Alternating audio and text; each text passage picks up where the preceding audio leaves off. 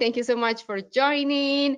And today we have a session when we are going to be talking about self-care through the changes, and we have three amazing women that are coming to join, and I am super excited to introduce them. So again, the topic is self-care through changes. This is going to be a roundtable session where we're just going to talk about different questions and just learn from the people that you have here. So let me introduce them. I would actually start with Amy. So Amy, she's the senior content marketing manager for a company called Fishbowl Inventory. And she has a passion for storytelling and information sharing. She entered the marketing world about 15 years ago. And after spending the first few years of her career in communications and public relation roles, she honed her marketing craft in product marketing, brand management, and campaign execution. And now she focuses on developing strategic content journeys and campaign frameworks for Fishbowl Inventory.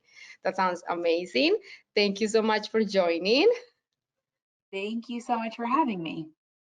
Of course. Then we have Jeannie Fujimoto. And Jeannie, I think you also have to tell the audience a little bit about your other last name, which I really love later. Sure. And she's an email and marketing automation manager at AVISPL. Based in Tampa, Florida. That's where we met. And she has been working in the tech industry for over 20 years and found her passion in marketing operations, automations, and working with hard data. That is amazing. And during her downtime, she loves to craft as a way to express her creativity and also enjoys spending time with her family. Thank you, Jenny, for being here. Thank you for having me. Course. And then we have Lorena. Lorena Saavedra, she is a holistic ecosomatic therapist, mindfulness guide, and leading expert in stress management, spirituality, environment awareness, and reconnecting with nature. She was born and raised in Peru, and she uses storytelling and writing to advocate for inclusive multicultural mental health. That is amazing. She has 20 years of experience. She has worked with diverse type of clients, including C-suite, executives, leaders, and employees from global corporations, associations, and universities. And she's also a published author and has been featured internationally. So thank you, Lorena, for being here. I'm so happy to be with all of you. Gracias, Alina. Of course, of course. Okay, so this time it's nothing to do with me, and it's all about these three amazing women who are going to tell us everything about self-care through changes. And so we're just gonna get started. The first question is, I want to know a little bit more about your personal side. So can you tell us a little bit about yourselves, and especially all the different roles that you're responsible for in your life? Because I know that we have a professional role, but we have many other roles. So I think I'm just gonna start with Amy. Okay, sounds good. So I'll start with a little bit of my professional kind of roles, because that's where I spend most of my day every day.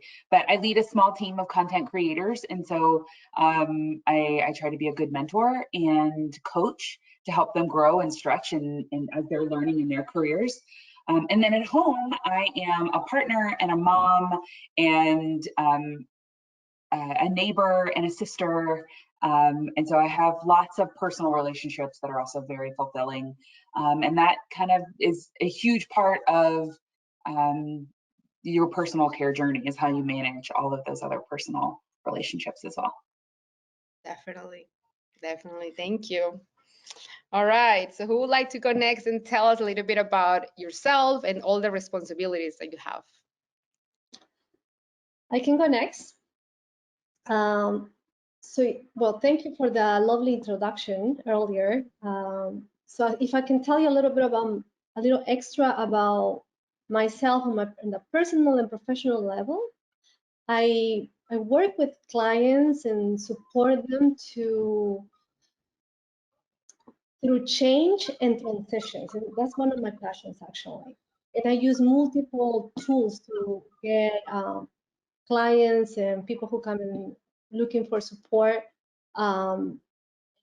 basically to help them to reduce stress from work, from life, and take personal responsibility on how they manage their personal life and self-care and mind as well, right?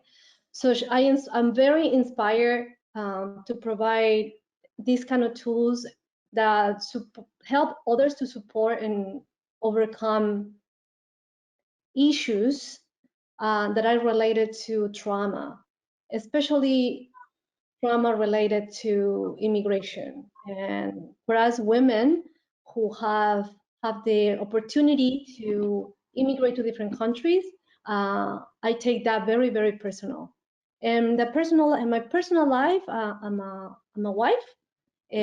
My husband recently retired from the Navy, so I know perfectly what is to be in a state of not knowing what's going to happen, not knowing if we will get orders to move suddenly, or if he will have to be out of the country for many, many months.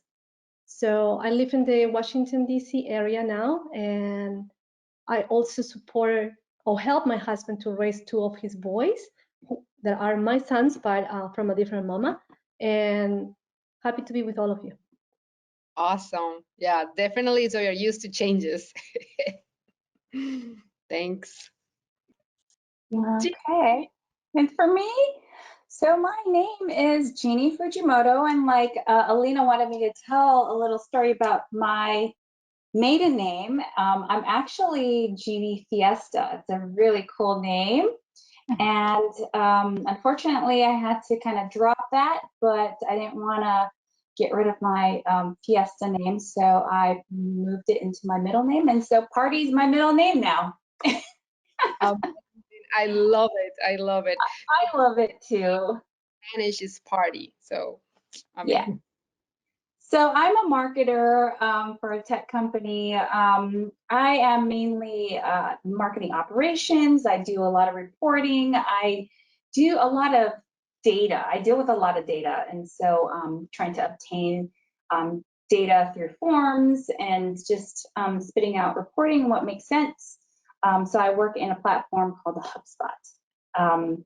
But that's my day job. During the rest of the day, I'm a wife, I'm a mom of two. I have a 10-year-old and a 14-year-old, and I'm a mom of three cats. I volunteer with Scouts BSA. My kids are part of scouting, and my husband and I, we are heavily involved with the leadership roles.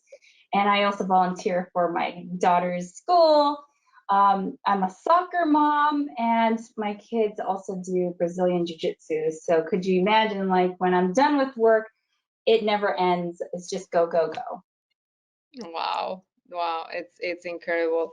So I think as they were talking about, as I introduced them with their professional bios, and now that you know a little bit more about them on the personal side, now maybe you understand why I thought that they were great for this session, because I have the pleasure to work or be with them in different scenarios, and I could experience that despite everything, like you guys are always very, very calm. Your energy is really good. And my intuition said, like, if the energy is good, is because they take time to care for themselves. So that's why I thought of you. So I'm super excited about today and learning from all your experience. So let's get into it. And the topic is self-care through changes. So it's only relevant that we define what's that for us, right? So can you just share like your definition of self-care? and how perhaps it has evolved as your experiences changes and as you even in your day, because yeah, your focus, you are working and then you have to change your mind to being a mom or whatever. So I just want to know that definition and how perhaps it has evolved, it has changed your definition of self-care through the changes in your life. I could start.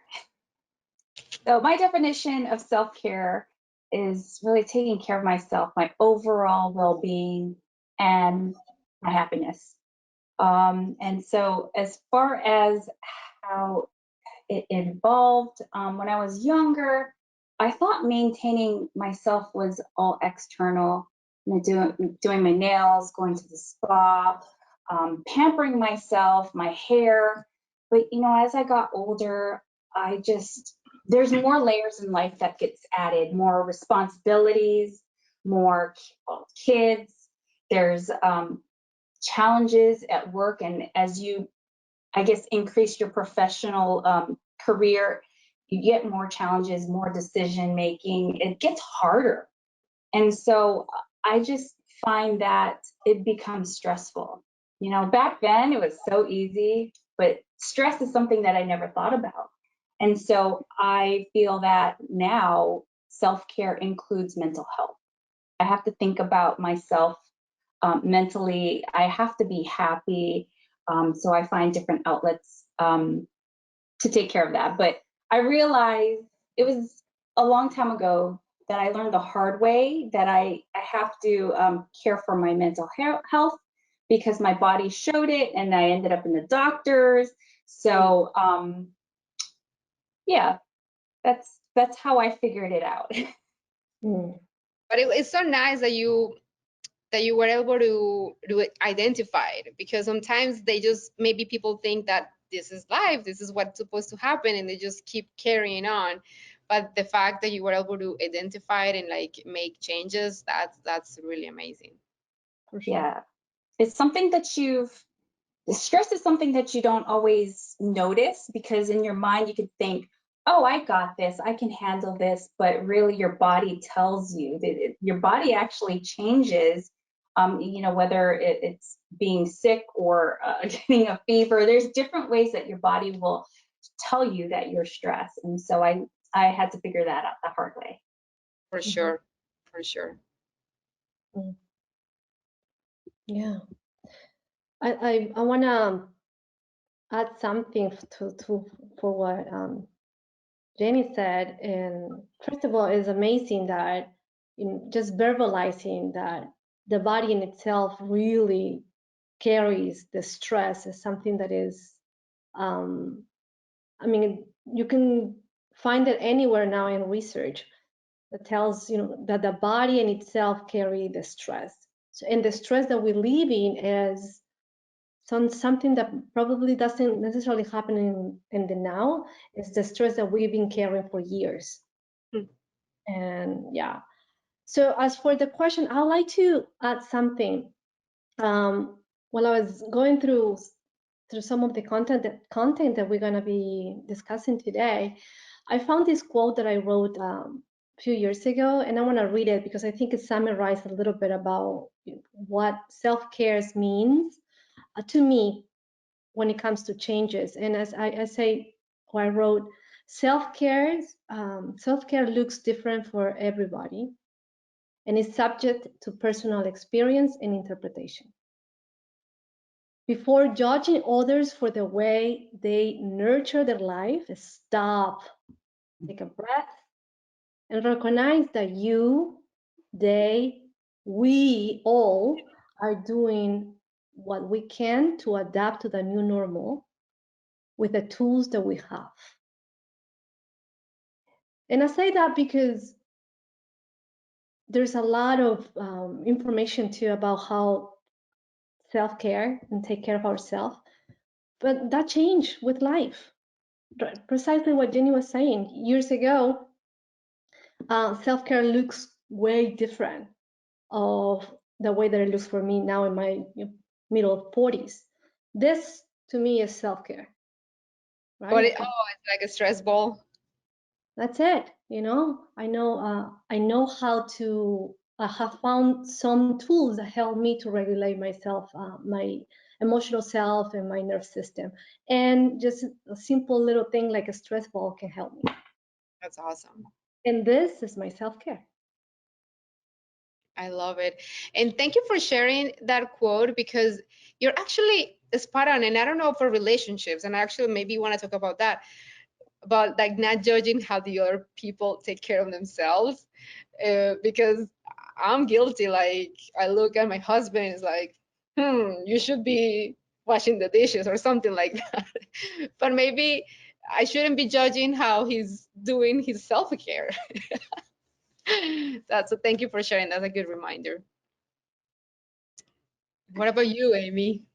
I think one of the biggest changes for me over time in my definition of self-care is something that you said, Jeannie, about your mental health. So early on in my in my youth, or early in my career, mental health was not part of the equation. So self-care now is setting healthy boundaries, and whether that's deciding when to turn off my laptop at the end of the day and setting a healthy boundary for when work is going to end and when I'm going to transition into a different care role, whether that's my mom role or my partner role or pay attention to me role, right? Like, so knowing where those thresholds are and respecting them. So if I tell myself this week I'm going to shut down at 6 o'clock or whatever the time frame is, right? Respecting the boundaries that I set for myself, because whenever I made that boundary, I needed something. My mind or my body needed something in that moment. And it's super easy to get swept up in a priority or something that feels like a priority or somebody else's urgency, without checking in with yourself first and saying, is this really healthy for me? Is this what I really need right now? Or the people that I care for in my life, is this respectful to them and their boundaries? I might be cranking on some work, but my kids need me.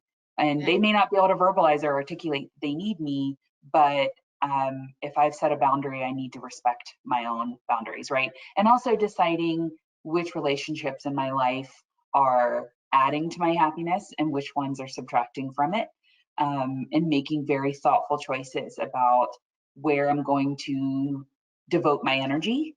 And that in and of itself, it's like an active self-care mechanism I've tried to institute in my life day to day. Some days I'm really good at it. Some days I'm really bad at it, but it's a journey. And I just try to constantly adapt based on whatever this, like you said, Lorena, that whatever my situation is that day, whatever tools I have at my disposal, that particular moment will dictate, what kind of self-care I'm going to institute. So. Yeah, yeah. And it's interesting what you said about, like, when you think about self-care, is something very, or at least in my thought, it was very with me. But you mentioning, like, okay, deciding who from the outside I want to participate with, it's also part of my self-care, like setting those boundaries. I think it's pretty good. I think we were prepping for this, something that you said that I've been practicing since you said it, is about choosing, like, if I don't want to pick up the phone for a specific person that day, like I don't have to, and like setting those type of things is like, oh, that's right, yeah, like you can also do that. So that's great. All of you are talking about great things that I think everybody that is joining here, perhaps we want to get to that point. So everything sounds really nice, and we know that yes, self-care is very important and we're doing this, but I'm sure that it wasn't all nice and easy to kind of start recognizing these needs. So can you perhaps share something that has been like any particular challenge or any particular situation or obstacle that that you were faced with, either that prompt you to start paying more attention to self-care, or if you always been very mindful about self-care, but I'm sure that that always has its challenges, because again, everything sounds really good, but then in reality you do have to work, or you do have to do a lot of things.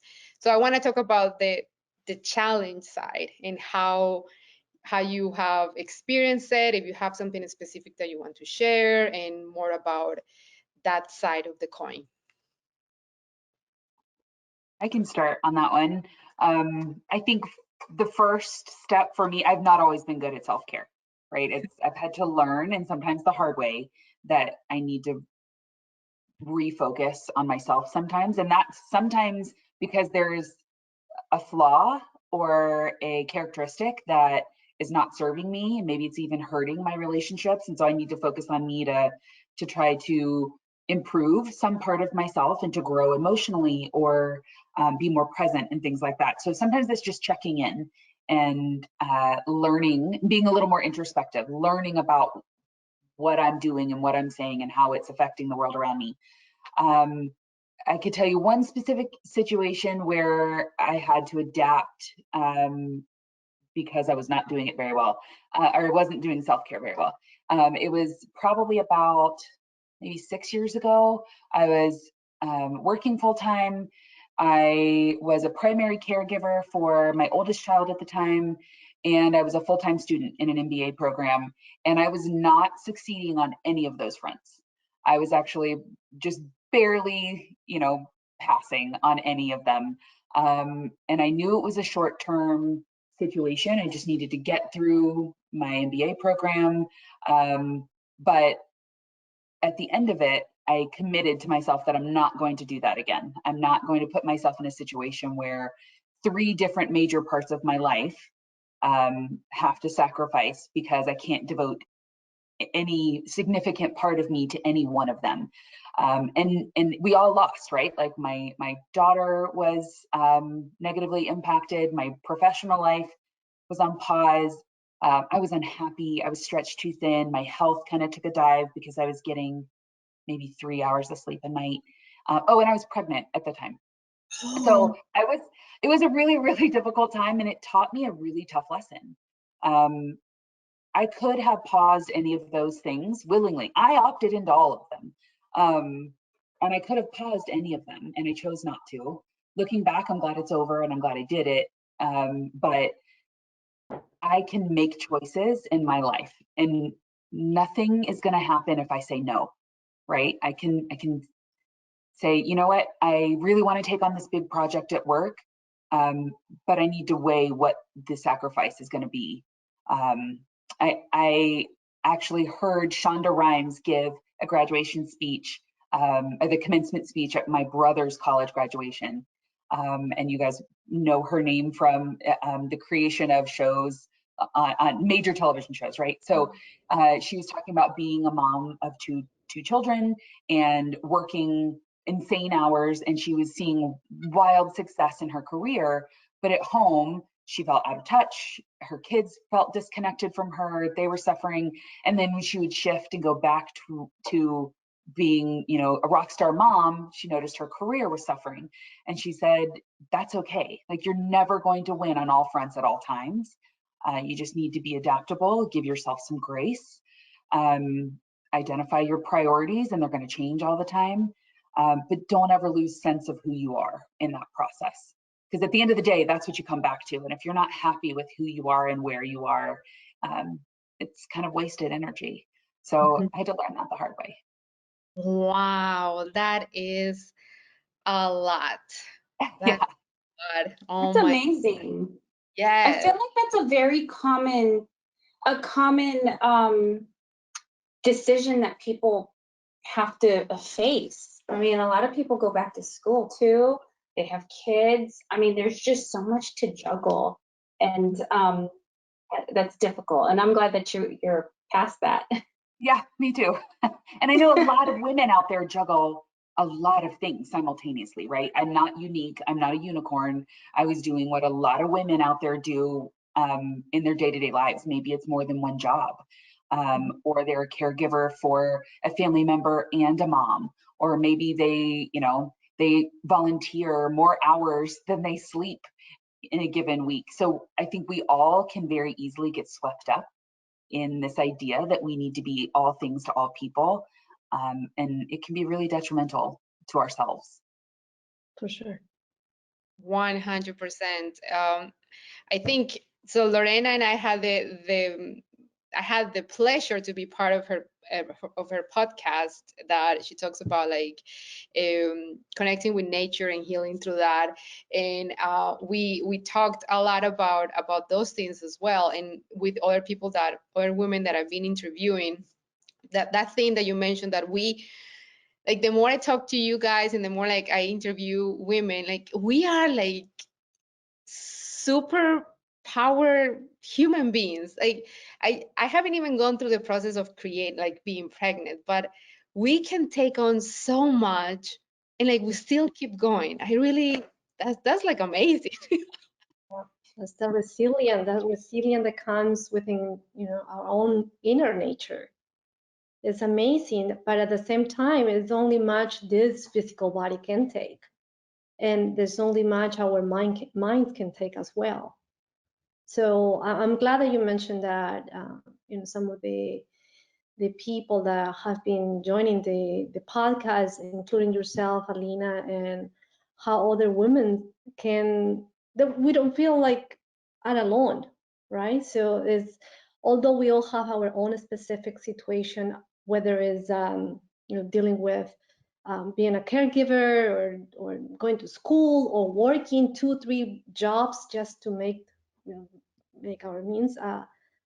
We do a lot of times we put a lot in our shoulders, and it happens that when the body put us the brake, whoa, how, why, what did I get, how does that happen? And this is when we start the reverse engineer, to start seeing what have been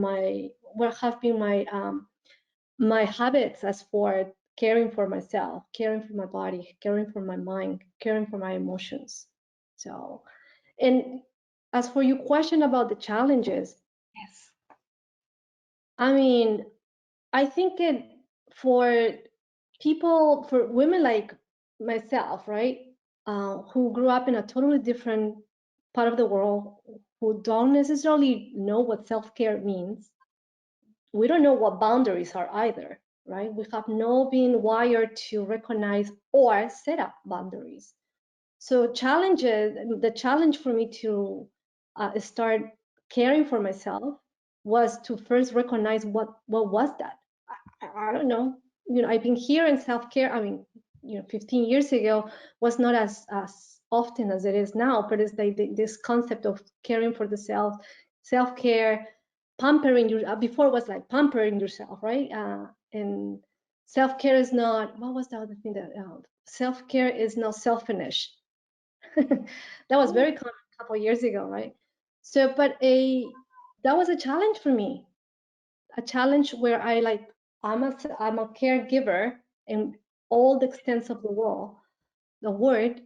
So how can I relearn, right, or remember that my priorities and my needs also are valid? Mm-hmm. So that was a huge challenge to accomplish.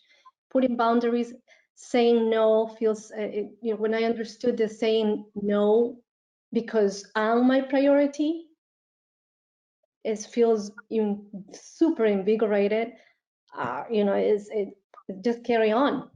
And for those who have the privilege to support other younger generations, either it's through blood or not, we set up the example for them as well. So the way that we care for ourselves is the way that we are teaching younger generations to care for themselves as well. Mm-hmm. For sure, for sure. Yeah, it's very interesting, and when we're talking about the challenges that we have faced, Lorena, we were talking about also that sometimes we kind of mask them into like having like deeper issues. So how do you whenever you have clients like that think that self-care is important and they think that they're doing self-care, but in reality they're not addressing other challenges that they have, how can people discover that or start understanding how Yeah. they can go in the right direction?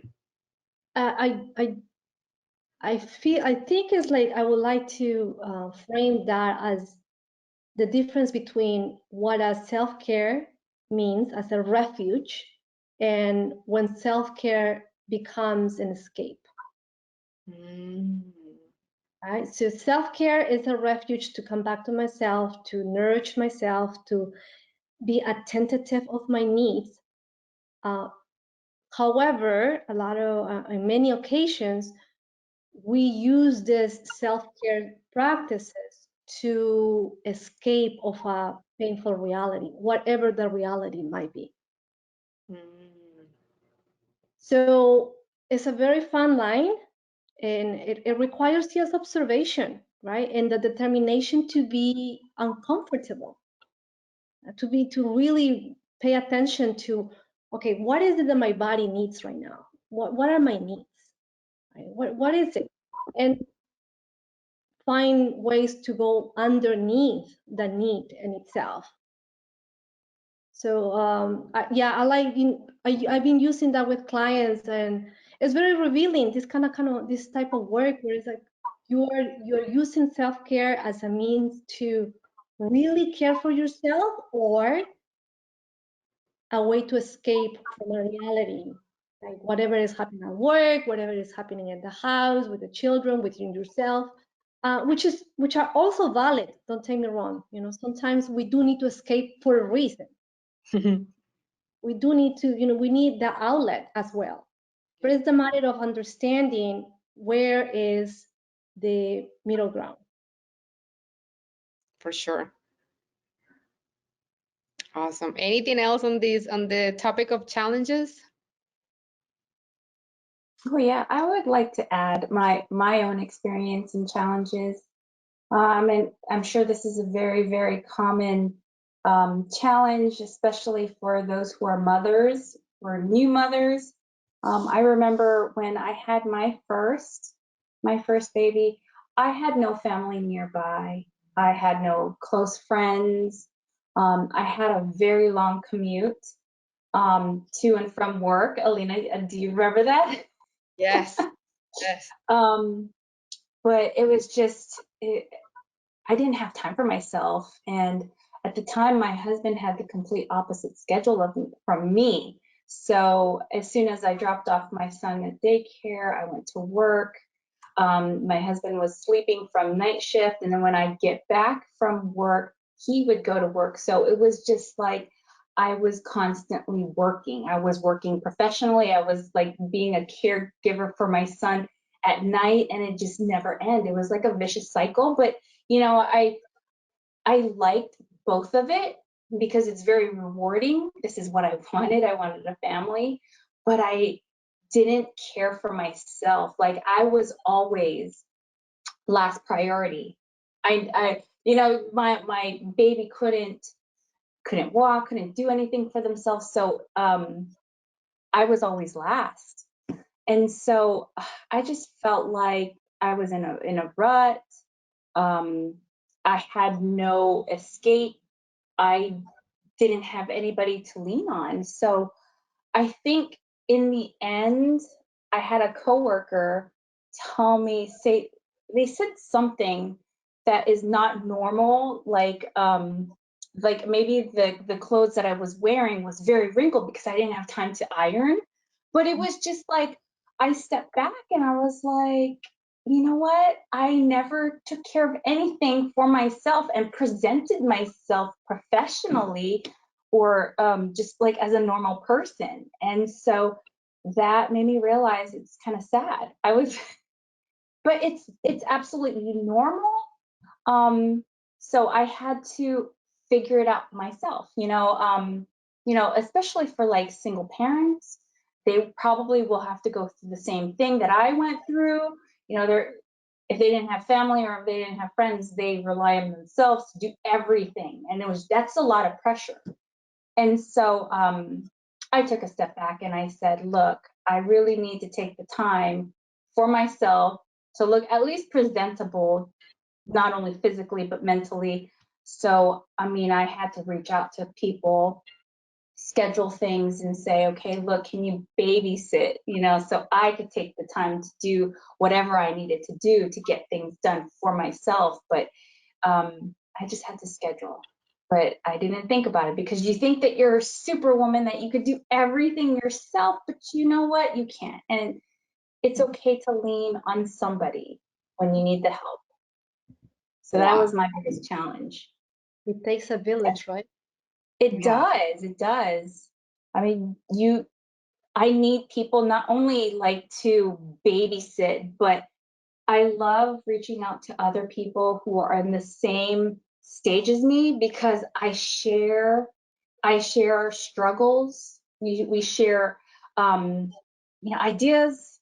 We just like vent. It's a place to vent, but because we're in the same stage, and it's just like so nice to know that I'm not the only one who is going through this. There's validation that this is absolutely normal.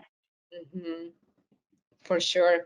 And I think that's very key about finding people that are going towards like kind of similar things, because I could tell you right now, oh yeah, I'm sure that having kids is very difficult, and I'm lying to you because I really don't know it, because I haven't experienced it, right? So I'm glad that you recognize that you recognized it, then you reached out, because that's a huge step too. Like being able to like say, okay, I actually need help and do something about it, because a lot of people, they spend their life saying, oh yeah, I need to do something, but they never do anything. So that's really admirable, and also understanding that you have to start reaching out to people that are going through kind of similar things, in creating that type of community. That's also something extremely good that I'm glad that you did. Awesome. Okay, well, now let's change the mood a little bit, to talk about more. I want to talk more about like specific self practices. So more, we talked about maybe the stress ball, and like as we have been talking, we have like a few tangible things.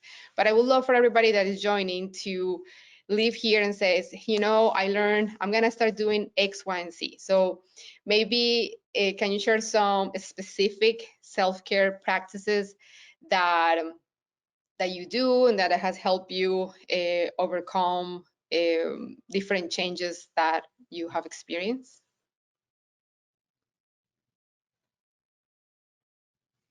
Not all at once. I can tell you a few that work for me, and they are super unique to every individual, right? So they're like Lorena was saying, there is no prescription for this. For me, practicing gratitude is hugely impactful to my mental health. So finding small things in my day-to-day life that I realize are gifts, right? Like the fact that I can have a morning coffee in peace, that's a gift for me. That I can listen to podcasts or books in the car when I'm driving around. That's a really rejuvenating time for me to be alone in my car. That doesn't happen very often with 3 kids, but it does happen. And when it does, I'm super excited about it. I play in a volleyball league. And so one night a week I go, and last night was my volleyball night. So I have that set aside as a time for me. And my partner and I try to connect in some sort of activity. We're not great at being super regular about it with 3 kids and crazy schedules. We're not lucky enough to be able to say every Friday night we go on a date night or anything like that. But we do try to schedule time where it's just us and we can talk about whatever, right? And usually it's the kids because they are our pride and joy. But those are super important to me, and I have to schedule them. And if I don't schedule them, it is really easy for them to get overlooked or deprioritized.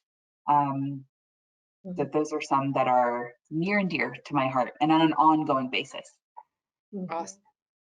And when you say a schedule, just like in your email calendar, or you have like a schedule at home, like.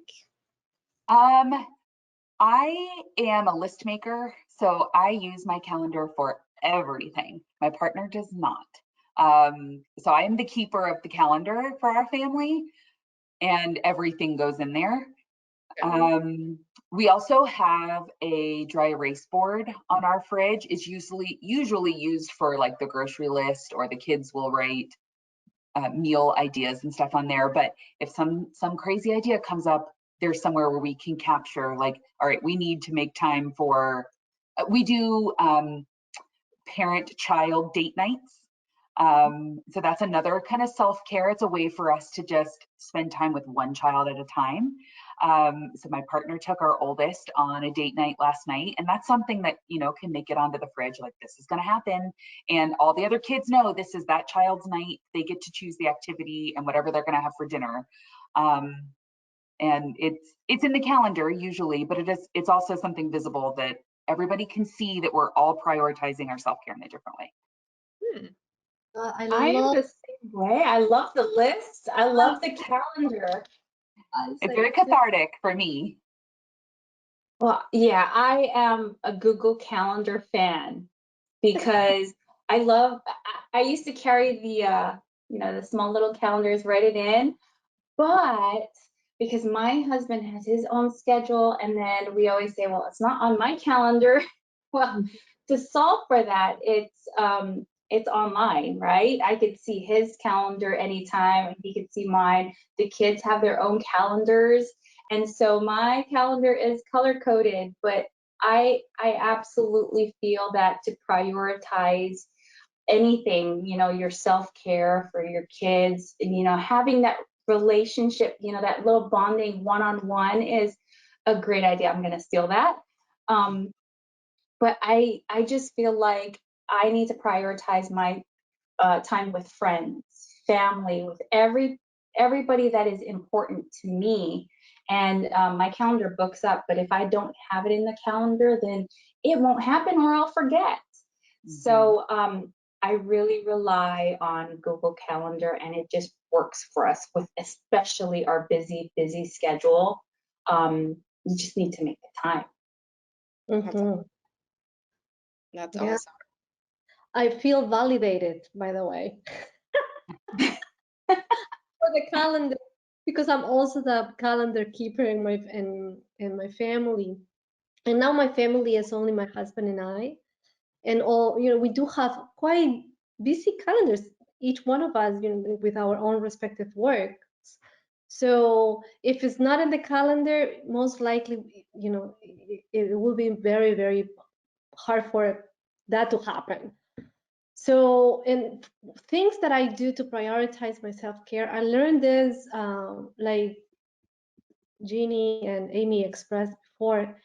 Although I do the work that I do, I'm also a human, and, you know, I learned that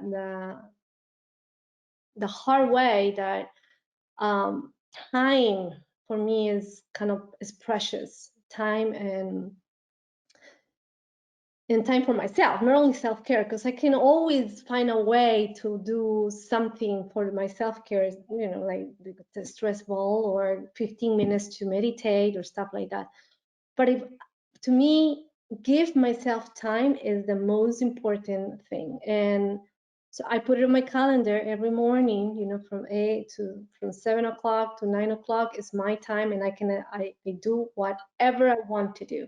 If I want to take a 15 minutes shower, I will do it. And if I want to go around the block, counting, I don't know, the rocks in the street, that's my time.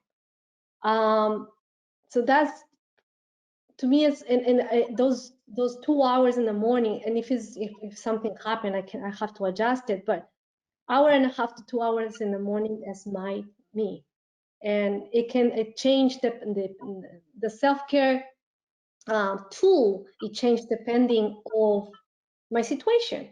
Could be meditation, could be walking, could be dancing, could be writing, could be cooking. And I use those moments, most of it is for contemplation and introspection, right? So inner dialogue with me and my inner self. And another thing that I precious quite a lot is, again, with the calendar. I precious my time with my loved ones, and I do have a very set schedule. So between 9 o'clock in the morning to 3 o'clock, that's it. I don't do anything else after 3 o'clock, no matter, unless it's something very urgent. And I don't do anything else. I prioritize I give time to the people that give me love. And for me, how do I do that? With nature, you know? I just, if we need to go, and Saturdays and Sundays, unless it's something super important, I don't move my calendar for nothing. I turn my cell phone off. I turn my computer off, and I know that the world's gonna still there by after Monday. So, and you know, so we go So out, we go out for have your walks. life, please. Yeah, we go out for walks, and we just, sometimes we don't do nothing. We just put you know, throw a blanket in the grass on a park, and do nothing, not even reading, nothing. We just do nothing. That's amazing.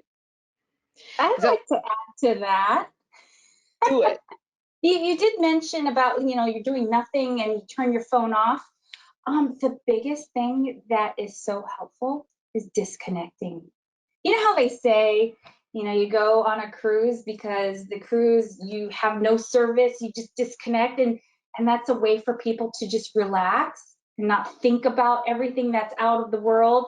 But yeah, I just think that sometimes we need to disconnect from our devices, from watching the news. Sometimes that gets me a little, I don't know, I get a little scared just watching the news.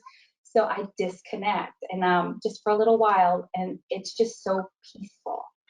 We're in a tech world, especially when we're working, we work from home sometimes, you're always behind the computer. I just like to disconnect and just give my eyes a rest. Mm-hmm. That's a good point. That is, yeah, that is very, very important. Um, I I actually, well, not much anymore. Before we started getting really busy, but I wouldn't look at my phone from 9 p.m. And I was extremely good at not looking into it after I came home from the gym. So I'm a morning person. I wake up early in the morning, go to the gym, 6 to 7. And once, like, I will not look at my phone at all, then like shower, get ready, and then once I was like in working mood, I will like see my phone. But this, I used to do that and I stopped, but listening to you inspired me to do it again. Awesome. So I think these self practices that you just share are very tangible, very easy. It's actually very easy to do. So I want to ask one question similar to that, and it's about either resources, tools, um, books, applications, widgets, more of yeah, resources and tools that you recommend that can help you practicing self-care. Blogs or a person that maybe you follow, things like that. I can give you a few.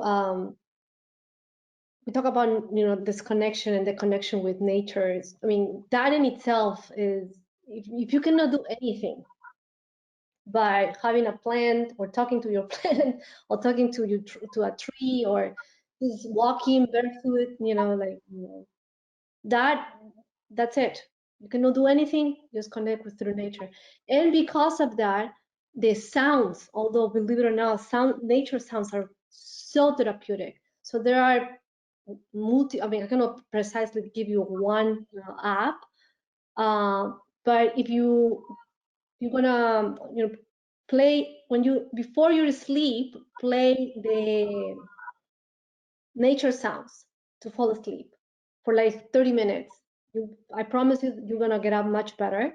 You're gonna have a restful night as well. And in the morning too, right? So just 10 minutes of listening the birds, listening the ocean sounds, that can help quite a lot. Interesting. And then what happens when you don't have access to nature? You have a phone and an app that is called YouTube, and you Okay. can put nature sounds. Okay.